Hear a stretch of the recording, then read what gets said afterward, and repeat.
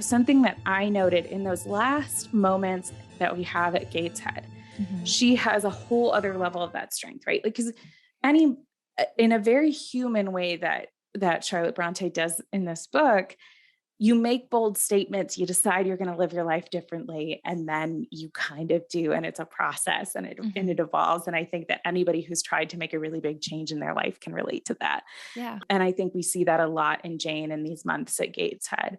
And it's that first moment of getting hit in the face with a book, to the moment where she breaks with Aunt Reed. There's 3 months there. That is a good chunk of time where she's processing this information and trying it out and learning about things and all of that stuff. And being in her head in that moment where she's been told by Brocklehurst all of this garbage. And we will talk about him, but focusing on Aunt Reed right now.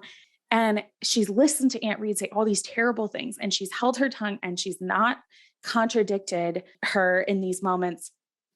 But she's standing there, and you know that the previous version of Jane, before this reflection on what she wants to be and how she wants to say, would have just taken that and moved on. But instead she goes, I have to say something. I have to say something. And she goes on her famous rant where she says, I'm not a liar. If I were, I would say, I love you. Yeah. And she continues on with that. And what I found so impactful and that again, that understanding of how she was before versus how she is now really changes it. It is in being rebellious and being strong that she gets what she really wanted from them, which is attention and affection. Aunt Reed immediately gets her the affection. And Jane knows that's bullshit, right? Like she knows that this is garbage. And the same thing happens shortly after that with Bessie, because Jane doesn't in the same way that if you've ever like stood up to someone or said something to somebody in a moment of frustration, there's an adrenaline rush to that she very clearly is on. And so when Bessie comes in and like says, you shouldn't have done that, Jane comes back with this energy of like, none of you guys should have done any of this shit. Like this is like so fucked up. And just like says that to Bessie.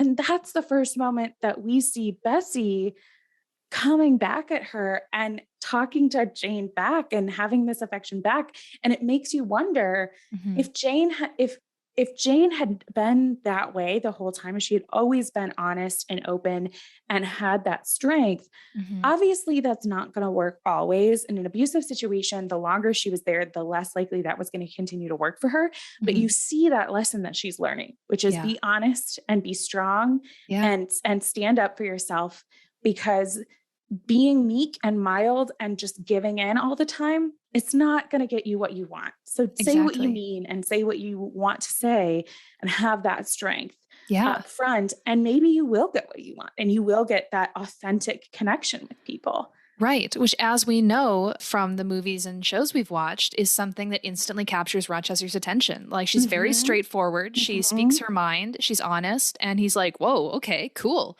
But I love that you mentioned that when she confronts Miss Reed in the novel, Miss Reed instantly, you're right. She's like, oh no, like she becomes kind of like, I think she's partially scared of this threat from this child, but then also like, I think she's trying to regain, maybe just to reconfirm for herself that she's not as awful as she knows herself to be and as this child has just called her out to be.